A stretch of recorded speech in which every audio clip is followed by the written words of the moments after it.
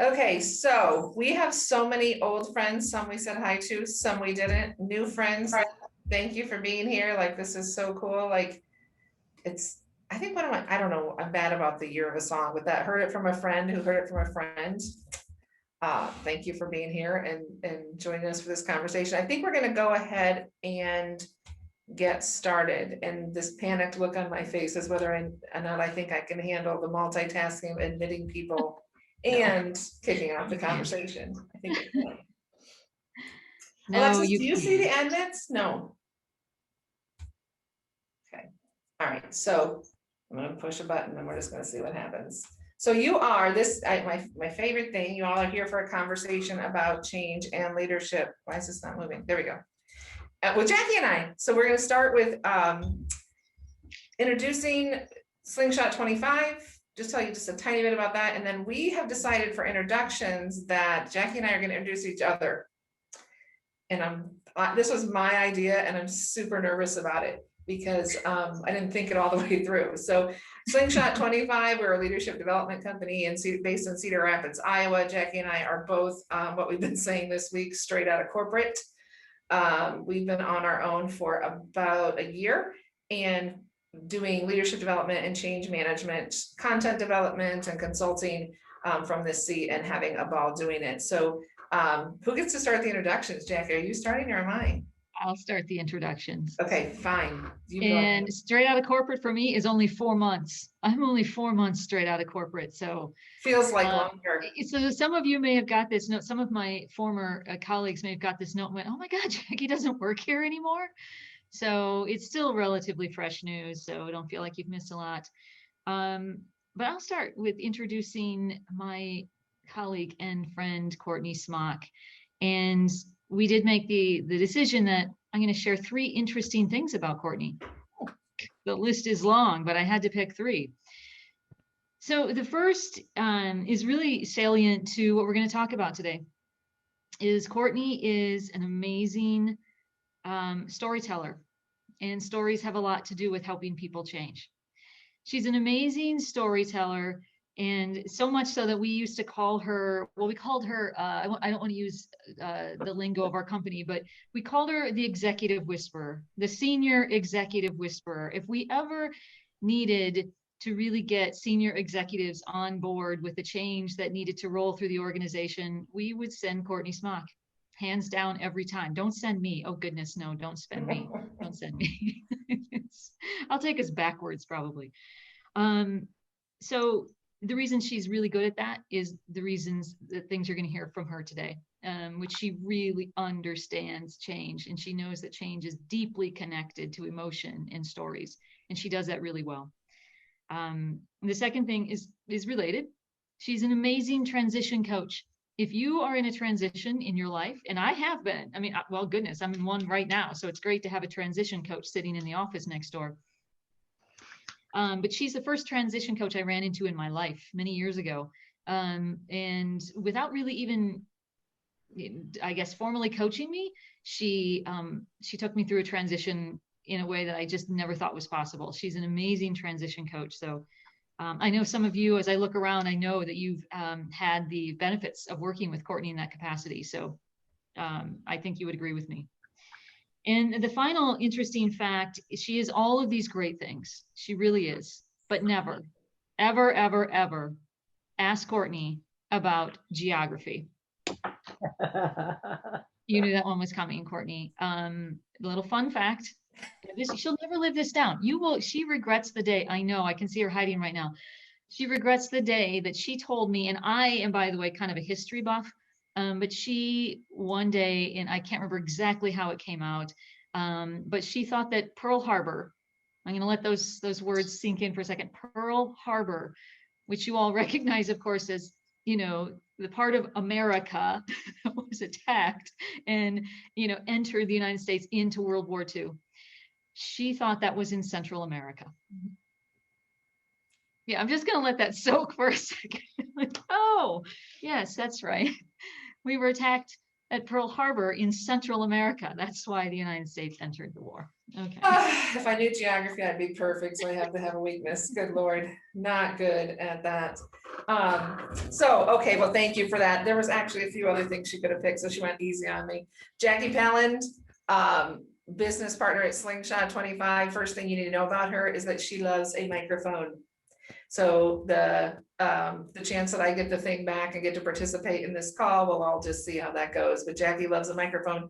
She is a phenomenal speaker. The bigger audience, the better. She has a gift of captivating an audience and helping them think different about not just the world they live in, but who they are in it. And she does it better than anybody I know.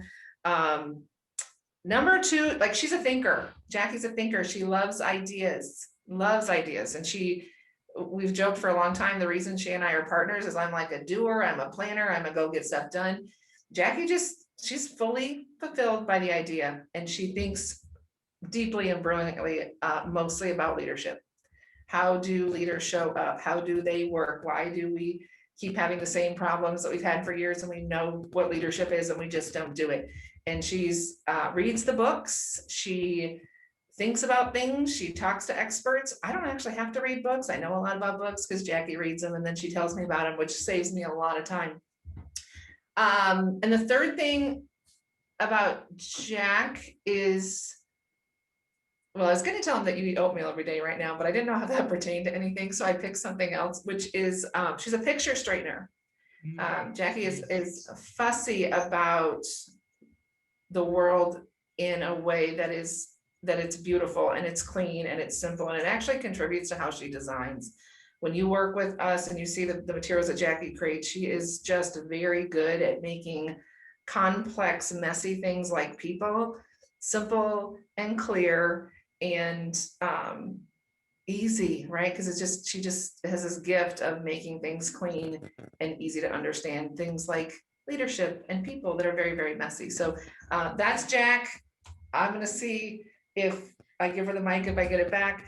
So why are we here? What is the purpose of even having this conversation? Why is it important right now? Jack, I'm gonna let you take that, and if you give it back, fine. If not, that's okay. Okay, thanks for your contributions to this conversation today, Courtney. So why are we here? Why are we talking about this? It makes me think about, so change in leadership. You see those words on the screen here. Courtney and I have been talking about this for years. I called it our cubicle debates. We used to sit like in, Cube Farm, right? And we sat very close to each other and, well, actually right across from each other. And we would have this conversation all the time about, is that change management or is that a leadership development thing? Because I was really doing the leadership development gig. She was doing more of the change management gig. And we would have these debates all the time. And we ended up realizing that there's something really, really important about the intersection of those two things.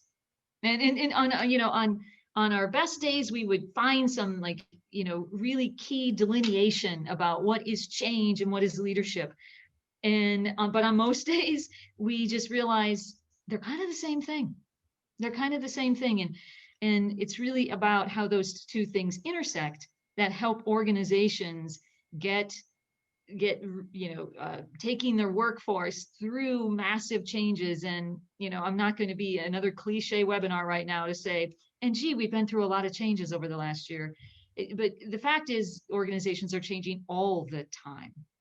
And that was one of the things that we talked about, which was this is why we can't strike the difference between what's change and what's just normal leadership, because it's always change. It's just constantly change. And so we realize that there's something important about this idea of talking about these two things at the same time, all the time. So that's what we're going to talk about today. We're going to stick those things together and see what we come up with. So I want to start by kind of breaking down what we mean by the change experience. And the change experience affects every part of our life all the time. We think about it from a work perspective because we have changes going on in our work environment. But the truth is we have changes going on at home. We have changes going on with our schools. We have changes going on with our kids. Like, human condition has changed. We're growing older and our kids are growing up, and we're changing jobs and we're changing homes. And so the change experience, one of the first things we teach is what that is, that all change actually starts with an idea. Sometimes it's our idea, sometimes it's somebody else's. And from the time we have an idea to the time that we make a decision to change something, it could be a minute or it could be 20 years, right? The first time that I said to someone, man, I should maybe have my own consulting company was probably close to 20 years ago. And I spent 20 years learning and building my skills and probably building my confidence to make a decision to go pursue that dream and turn it into a change event. And the change event is the actual time when the thing changes, right? It's the moment where you start in the new job and you send the kid to college and you do the thing. And human beings, as human beings, we're affected by the change experience from the time we have the idea, from the time we hear the first rumor, from the time that we know that something else is possible. Part of our energy starts going into shuffling the card deck and trying to figure out, what should I do? When should I do it? What is it going to mean? What do I get? What will I lose? What does this mean?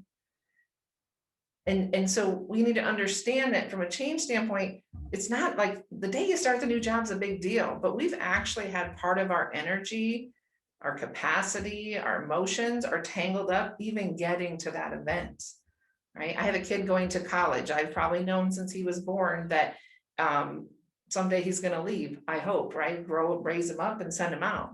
So the idea of that has been part of my being since he was born. The decision of where he's going to go and what he's going to do, that takes some time. And I'm really creeping up now. Like last night I laid in bed and went, oh my God, it's less than 2 months. So this kid packs up his laundry bags and the change event happens where he goes to college. And we're impacted by that. If I have a new system coming into my organization, we're going to get acquired and we're going to be owned by somebody else, if I have a new leader, if I'm building a new building, our people that work for us are affected from the moment they hear the idea till the time the decision's communicated until it starts happening. And then we go through this thing called the messy middle, which is we're actually in it, right? We're in the new job, we're using the new tool, we are pick your thing, right? And in the messy middle, it is messy. It's confusing. We don't know people. It doesn't work the way we thought. We are learning, we are failing, we are tired. While we try to figure out how to make this, if you've moved into the same kid that is going to college, when he was born at a new hospital, like they had not been in the facility very long, and the nurses were like running out to grab equipment all the time because they didn't have the things they need when they needed them. They hadn't established routines, they hadn't established patterns, they didn't know where things were, they hadn't got it running smoothly yet, right? So it's messy. And then we start putting the things where they need to go, and we learn the people, and we did something, and we pushed the button, and we did the transaction, and it worked, and we're confident, like, oh my goodness, like we can actually get a report. We might be even excited, like, wow, this new facility, I don't have to walk as far, or I have more access to stuff, or we get data and reports we didn't have before. And we start climbing out into a world where hopefully we achieve something good. And with change, what we're really doing, and where the leadership component is so important, is from that idea to decision to event. And then we start to work our way through the messy middle. We have to give up what we used to have. And that's the part where that process to understand that the loss that's created at the time of the change event, when I have to let go of the old thing and grab onto the new thing, I lose my comfort, I lose my confidence, I lose my relationship. That's hard for people. And there's no change in your life that even ones you pick, ones you don't, things you wanted forever, letting go of the old thing is going to evoke emotion, it's going to create loss. And this is where leadership and change are always intrinsically linked, because good leaders, good friends, good people in our lives, they know how to sit with us as we experience the feelings of whatever we have to let go of to grab onto the new thing. And it doesn't mean that we don't love the new thing. It doesn't mean that we don't know we're going to be okay, but we have to go through it. There's no like secret escape pathway, right? That we get to skip over the loss. We get to skip over the discomfort. We get to skip over if it's sadness or fear or anger. It's just part of the change experience. And we do it all day long at work, at home, with our kids. We're always experiencing change. And so, Jack, I want you to talk about, well, anything you want to add to that? Well, yes, of course. Of course, I want to add Hey, something I to asked the question wrong. What would you add, Jackie? here's what I would add is in the aim of picture straightener simplifier is I hope what you're getting out of this is you're seeing that the change experience, we're not talking about a model for change management here. That's not what you're seeing. You are seeing what it feels like to go through change. The change experience is uniquely human, human, human, human. And this is a word that is going to feature predominantly in this conversation, this debate, if you will. How do we manage this change? We have to keep humans at the center of it. This is a human experience. This is messy. And, anyone who knows me knows that I talk about the messy people stuff. This is messy people stuff because it's human. Yeah. And then we take those messy decisions, like the change process, and we put it into organizations. What we really find is I kind of compare it to like a game of catch, where there are organizations, there are leaders, there are decision makers in the company that get to decide what's going to change for the organization, right? Someone gets to decide, are we going to acquire someone else? Are we going to upgrade our tools? Are we going to get a different payroll system? Are we going to reorganize and restructure how things work? And those people, when they decide that, they have some pretty important responsibilities, one of which is to communicate those decisions and create clarity around what they mean. And I always think of them, I'm a very, very visual person. I always think of them like throwing the ball, right? They're throwing their decision, their idea, their stuff, they're throwing it at the organization. And in some larger organizations, we actually have, change practitioners, people in the organization that are hired and compensated to help the person who has the idea to implement the change, help them throw it out there, right? Like write the communication, do the training, get the word out that this is the direction we're going now. And the part that I think we don't do as well in business is thinking about, where do those balls land? What about the leader who has to catch it, that has to give up their old process, that has to give up their comfort, that has to go through the learning curve of learning a new tool? And oh, by the way, as the leader of this team, you threw your payroll ball at me, but I also got a ball thrown at me from an org structure, and another one came in from finance, and we got to, do something different with reporting. So I'm actually like, I don't feel like I'm playing catch at all. I feel like I'm in a paintball game and people are just shooting at me from every direction. And somehow, as the leader of this team, I'm supposed to create clarity, tell people what's expected of them at work, answer questions about what it means. My people are angry. Some of them are scared. And I don't even know, because I have so many balls coming. I feel a little bruised and banged up. As a leader, I don't even know what to do sometimes, right? So Yeah. Jack, how do we help these leaders? So, well, funny you should ask, Courtney.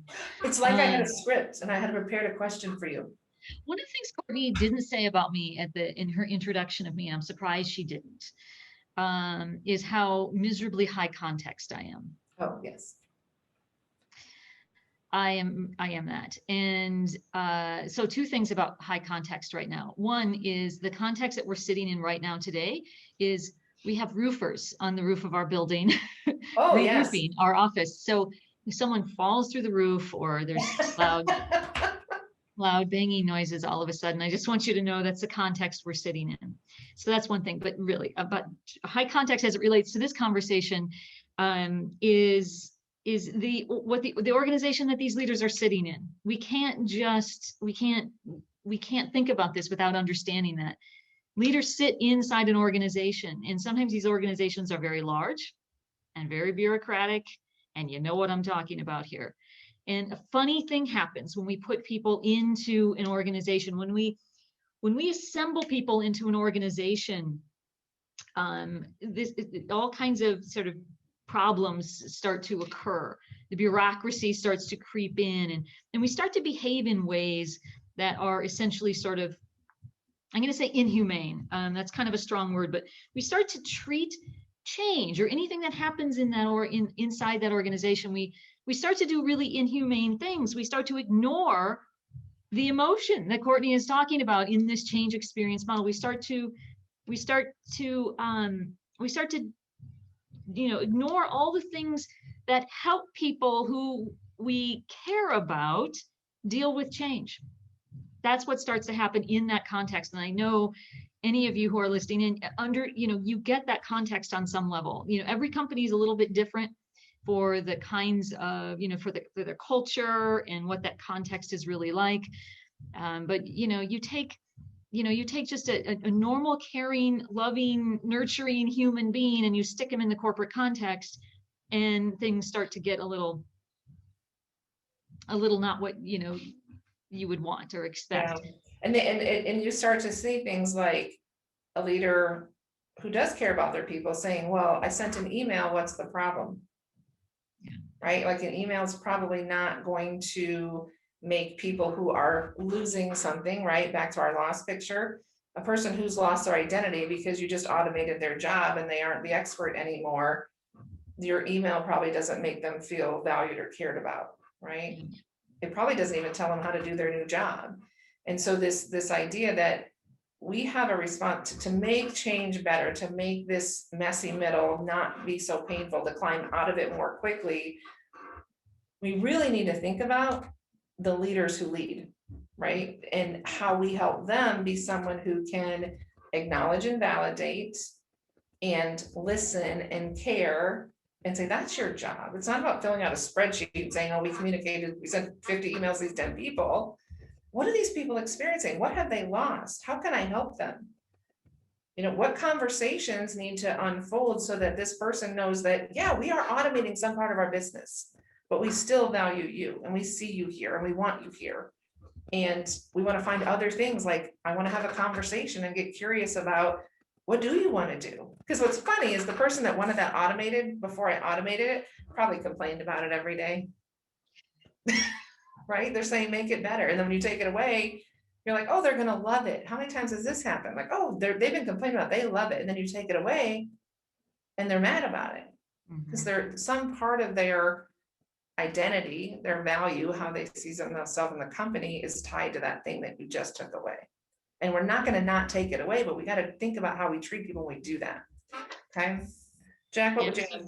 So something you said there, Courtney, I know many of you can relate to this idea of, we're here to say change management and leadership are the same thing. But one of the things that we can get kind of distracted by, right, in this context of bureaucratic organizations, is that we can start thinking that change management is a bunch of spreadsheets. It's a process.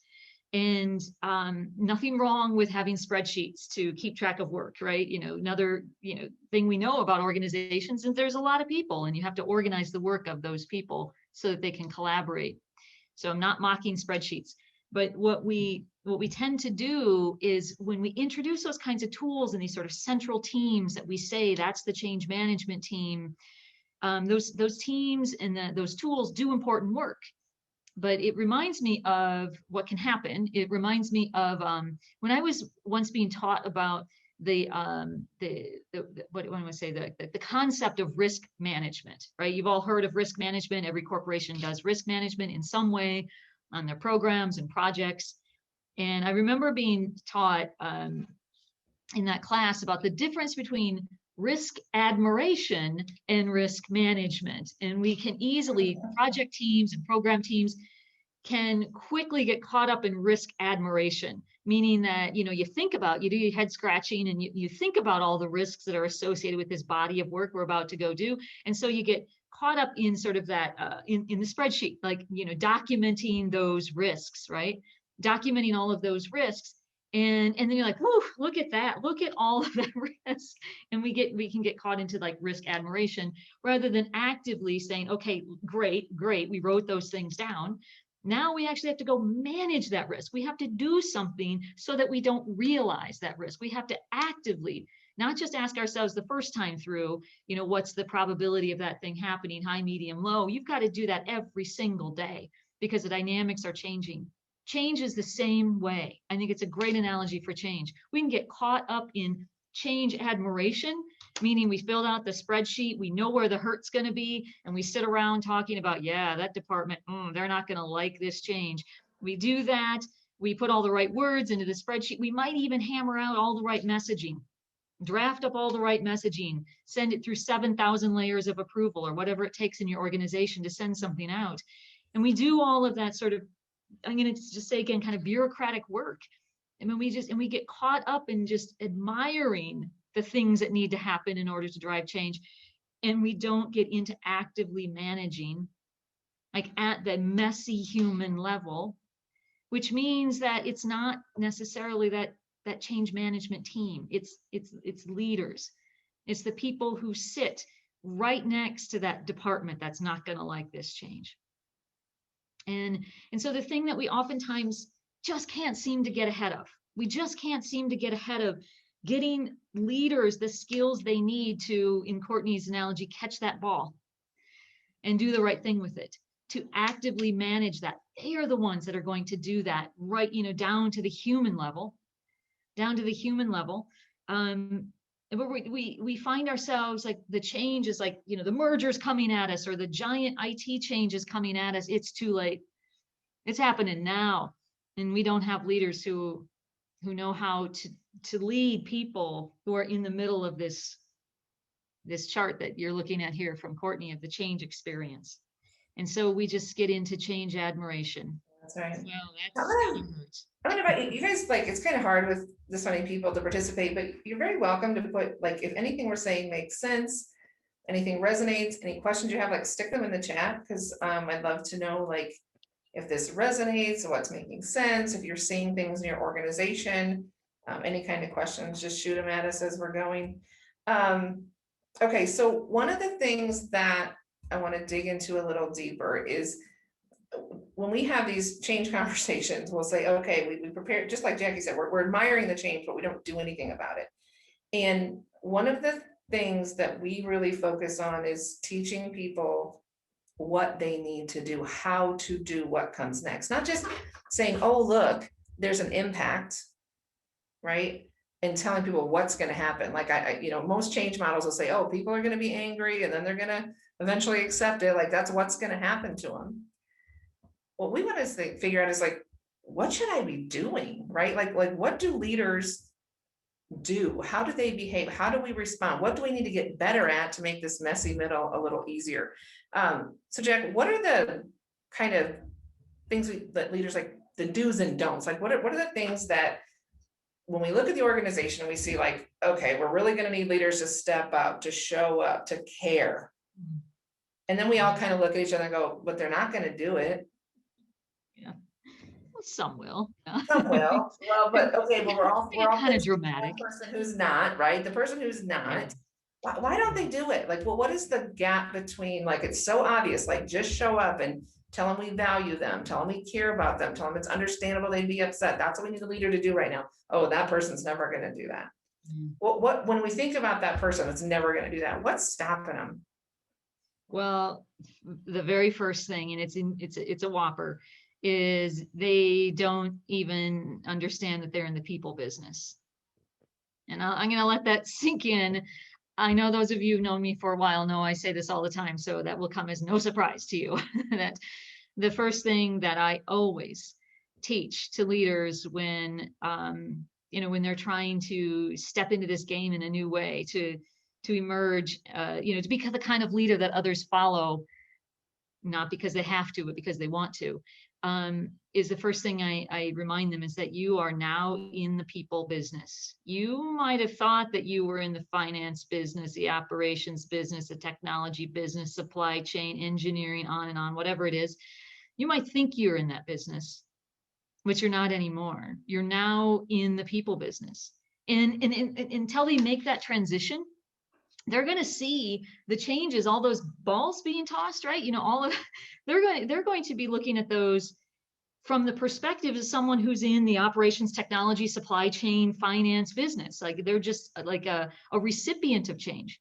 And now, sleight of hand here is they are a recipient of change. And I'm seeing from Tara, I think it gave us the idea. Remember that in the chat, she said leaders need to self-regulate their feelings would change before they can truly co-regulate feelings with their teams. You're spot on, Tara, and thank you for that. So yes, on one hand, leaders, of course, are just an employee inside this giant organization like everybody else, and they themselves have to experience the change.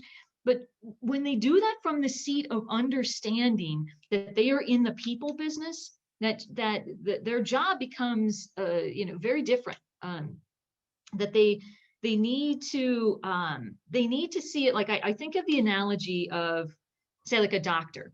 And I'm all about professionalizing leadership in a way that, say, doctors and lawyers are professionalized.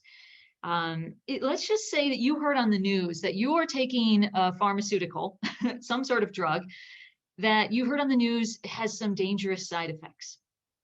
And you call up your doctor and you say, hey, oh my gosh, I heard this on the news. And your doctor says to you, yeah, I know, right? Like those pharmaceutical companies, they're always throwing this information at us like all the time. Like, we're trying to run a hospital here. What's their problem? That is not what you want to hear from your doctor, is it? It's okay, it's understandable. Like, the doctor didn't invent that change. The doctor didn't invent that drug even. They prescribed it according to all of the rules that were in place at the time they prescribed it. It's new to them too. But this is an analogy for how all too often our leaders behave and change, is they behave like that doctor saying, I know, right? This really sucks, doesn't it? You don't want your leader to react that way. And so that's a leader, the I know, right? That's a leader reacting from their sort of professional expertise level, right? So let's say you're in operations and they throw some new guideline around how we're going to, run the factory or something, I don't know. And, a leader who responds with, yeah, I know, right? That's not what we need. We need a leader who does indeed have to absorb that, just like the doctor has to absorb that there's a drug I've been prescribing that has got some news attached to it now that I need to understand and learn and adapt to. So yes, like Tara's right. They need to go and manage those things first. But because what they need to get ready for is the fact that they're in the people business, right? So they need to catch and receive and set those messages down in those, in the changes that are coming at them. They have to do that with the hat on of being in the people business. Which means they have to think about, what does this mean for this person? How are they going to feel about it?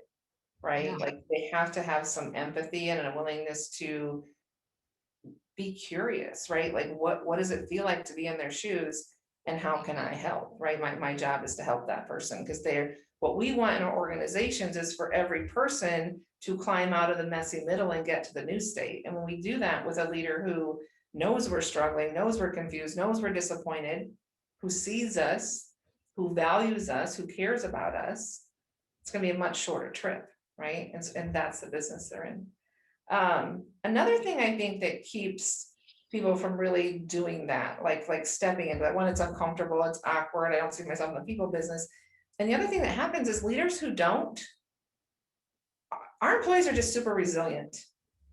So there's a weird thing that happens where employees are frustrated, they're confused, they're tired, and they climb.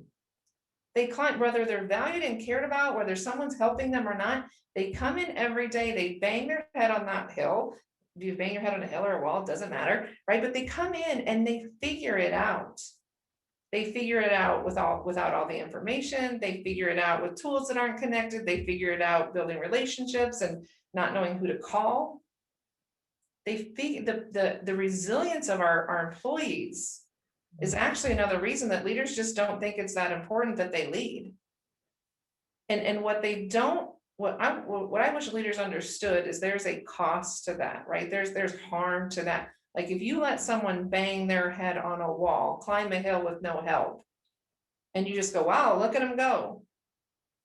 We can do better.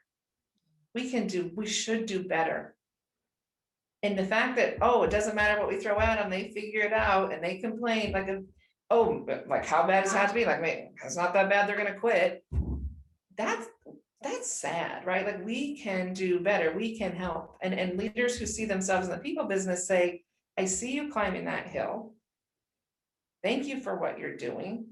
We know it's disappointing. Look at you go. And we celebrate every step, and we resource and support every step. And we climb out of that hill, not watching you go, but we climb out of that together. Right. And I think that just boils down to a simple leadership choice. Like, are you going to be in the trench with them and help them climb out? Or are you going to stand at the top of the hill and go, yeah, I'm sure you'll be up here pretty soon. Keep plugging. Yeah. Yeah. You know, it's a really good point. Honestly, we never, you know, I hadn't really thought about how resiliency itself can interfere with our transition planning, right? Of just, and you know, I think it's appropriate to rely on some amount of resiliency amongst our employees. Indeed, we should be teaching the topic of resiliency. We should teach people how to be more resilient, but we shouldn't do it so that we don't have to manage change. Right? That's not the point. The point is teach resiliency so that people can experience resiliency and well-being, and can feel in control of their lives. Yeah, there's a great discussion going on in the chat about toxic positivity, right? So that the leader at the top saying, you keep climbing, you just stay positive, and how we actually, if you guys have not heard of toxic positivity, there's a great podcast with, I think it's in Dare to Lead, and I'm not going to think of the name of the person. I'll get it and send it. We can send it. We send the recording out. But this, like, what toxic positivity is in short is the leader or the person or the friend who says, just flip that page over, think positive, you know, like it's all gonna be okay. Just don't worry about it. Don't even see the anger. Don't even see the disappointment. Don't even see the sadness. Just pick your go team, right? And what we do when we want to say go team, but we do it after we acknowledge and validate where people actually are. We have to create more space for the reality of the loss. We have to create more space for the humanness. We have to create more space for what's really happening with them. And actually telling people, think positive, keep going when they're really hurting, not only doesn't help anything, but it invalidates my experience. Like, how can I think positive right now? My entire team that I used to work with doesn't work here anymore, right?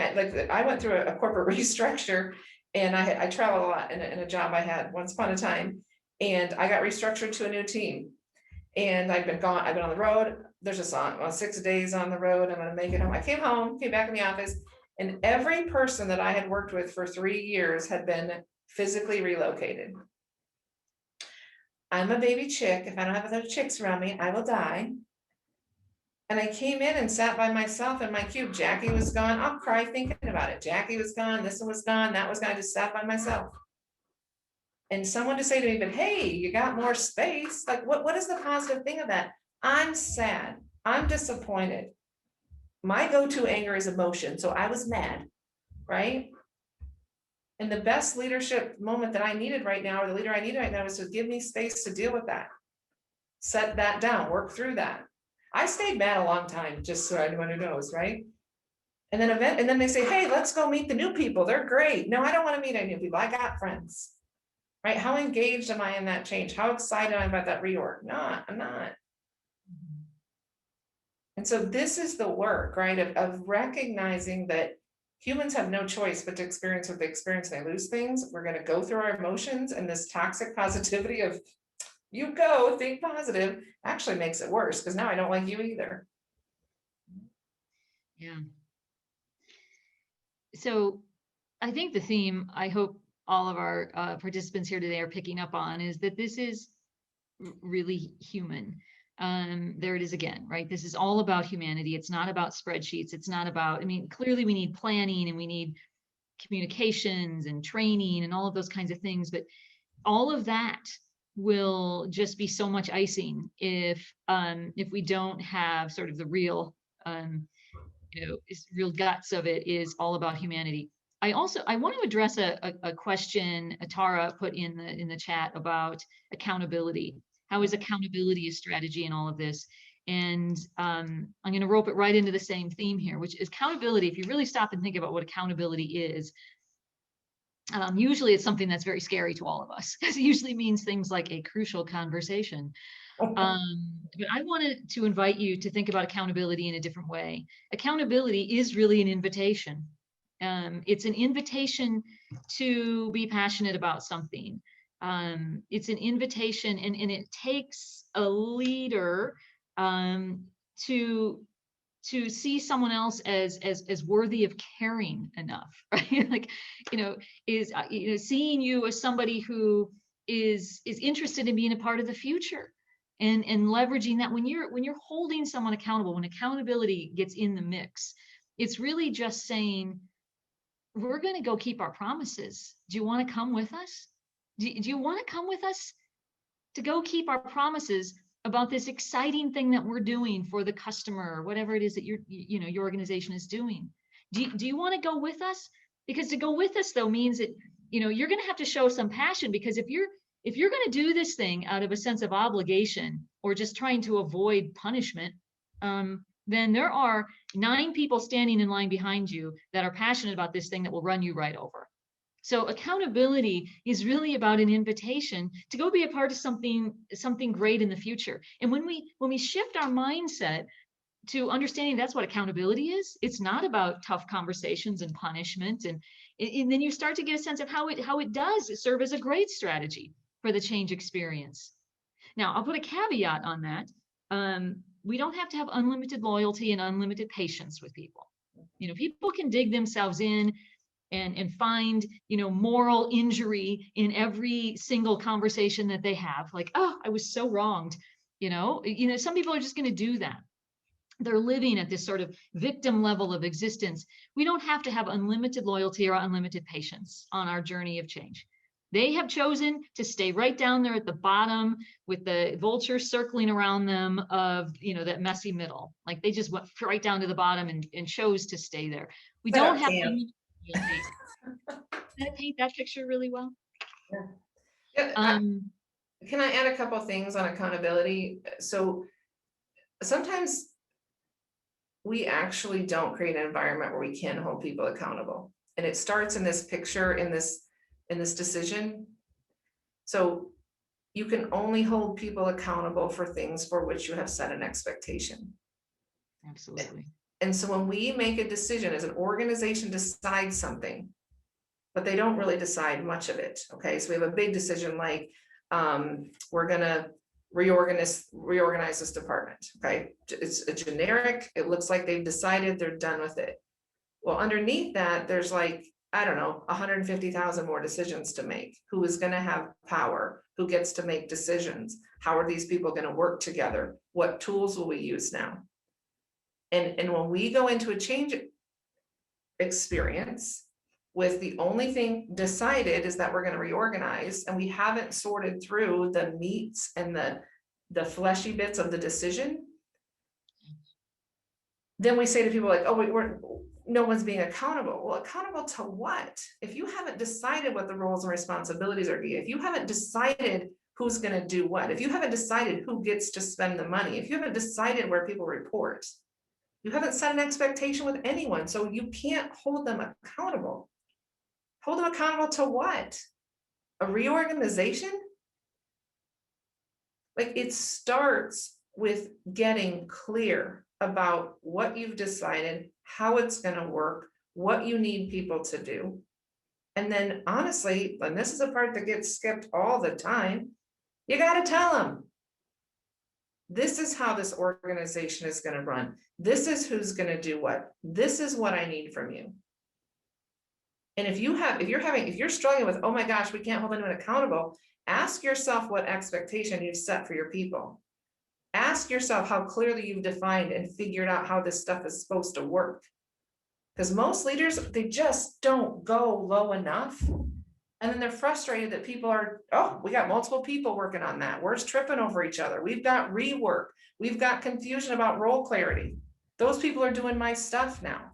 Well, why wouldn't they be? They don't, okay, I'm on a soapbox of very high tower I'm preaching from right now. But accountability is a hot button thing for me, and change, because the people that are upset there's nothing accountable have not done their job, which is to make decisions and communicate them to people. Yeah.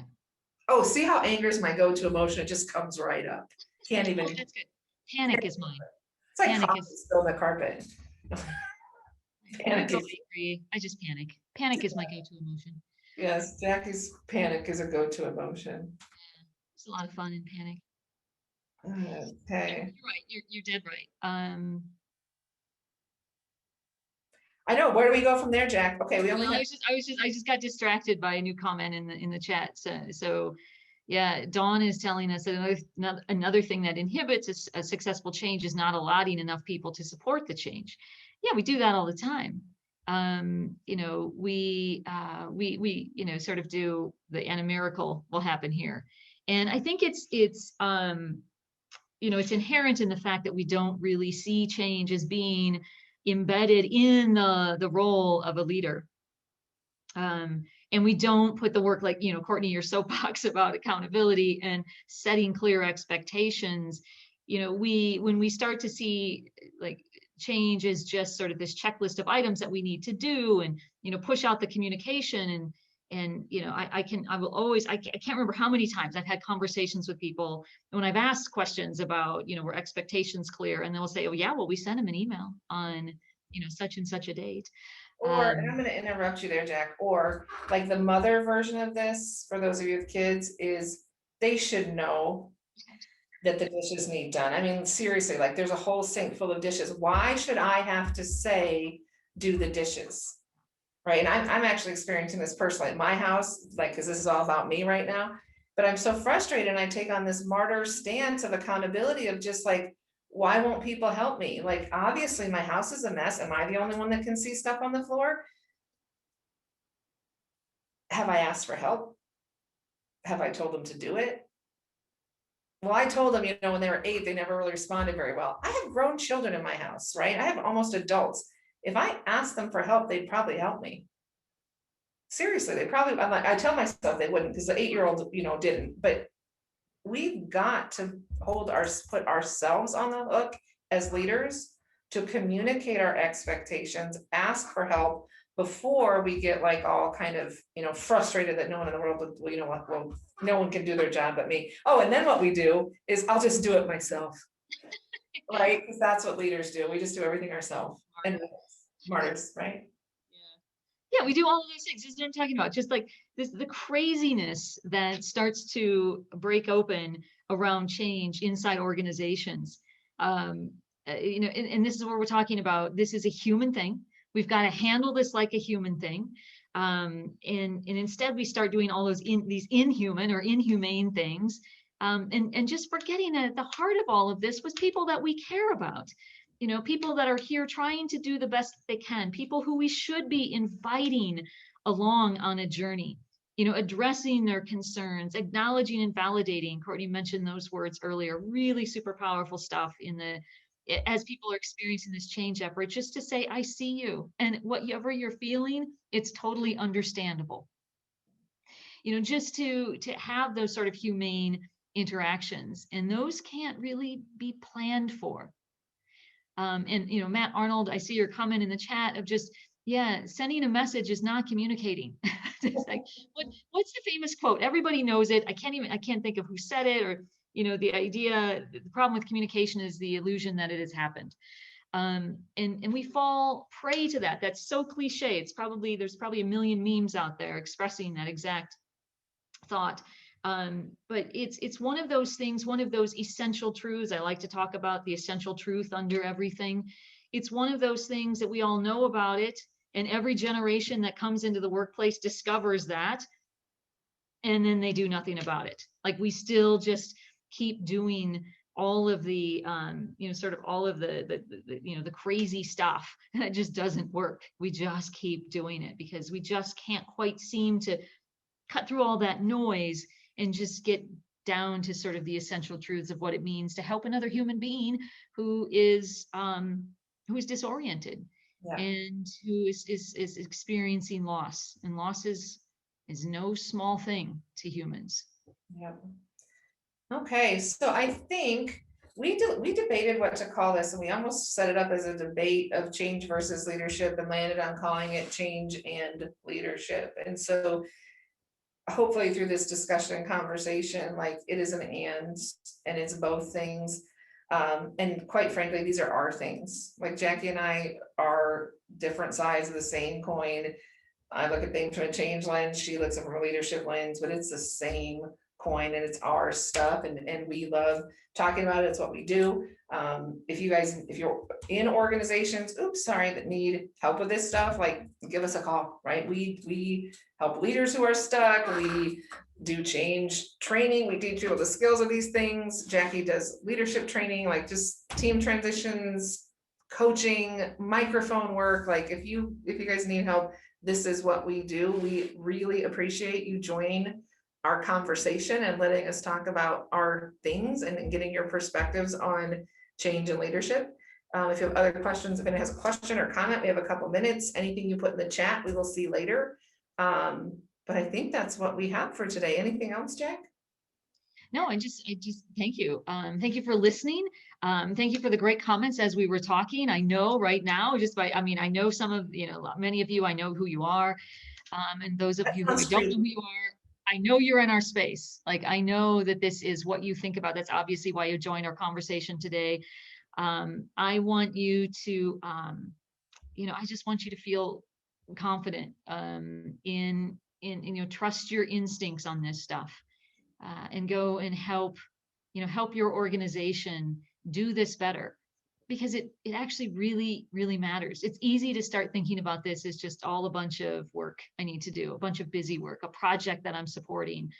And I want you to hopefully look past that, please. I want you to look deeper, not past it, deeper into it, and realize that the things that you're doing right now are really important. We spend a lot of time at work. We spend a lot of time in the halls of these organizations, and the work that you're doing to help people through change is really you're kind of a big deal. Yeah, very well said, Jackie. All right, thank you all.